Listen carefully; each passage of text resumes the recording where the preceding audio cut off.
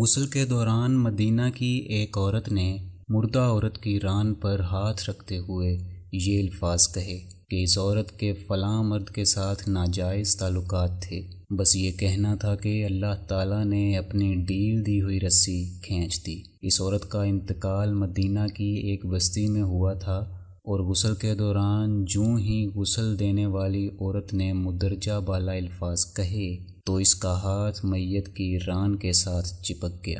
چپکنے کی قوت اس قدر تھی کہ وہ عورت اپنا ہاتھ کھینچتی تو میت گھسیٹتی تھی، مگر ہاتھ نہ چھوٹتا تھا۔ جنازے کا وقت قریب آ رہا تھا، اس کا ہاتھ میت کے ساتھ چپک چکا تھا اور بے حد کوشش کے باوجود جدا نہیں ہو رہا تھا۔ تمام عورتوں نے اس کے ہاتھ کو پکڑ کر کھینچا، مروڑا، جو بھی ممکن تھا کیا، مگر سب بے سود رہا۔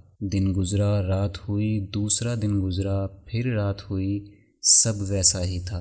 میت سے بدبو آنے لگی اور اس کے پاس ٹھہرنا بیٹھنا مشکل ہو گیا۔ مولوی صاحبان، قاری صاحبان اور تمام اسلامی طبقے سے مشاورت کے بعد طے ہوا کہ غزہ عورت کا ہاتھ کاٹ کر جدا کیا جائے اور میت کو اس کے ہاتھ سمیت دفنا دیا جائے، مگر اس فیصلے کو غسال عورت اور اس کے خاندان نے یہ کہہ کر رد کر دیا کہ ہم اپنے خاندان کی عورت کو معذور نہیں کر سکتے، لہٰذا ہمیں یہ فیصلہ قبول نہیں۔ دوسری صورت یہ بتائی گئی کہ میت کے جسم کا وہ حصہ کاٹ دیا جائے اور ہاتھ کو آزاد کر کے میت دفنا دی جائے، مگر بے سود۔ اس بار میت کے خاندان نے اعتراض اٹھایا، ہم اپنی میت کی یہ توہین کرنے سے بہرحال قاصر ہیں۔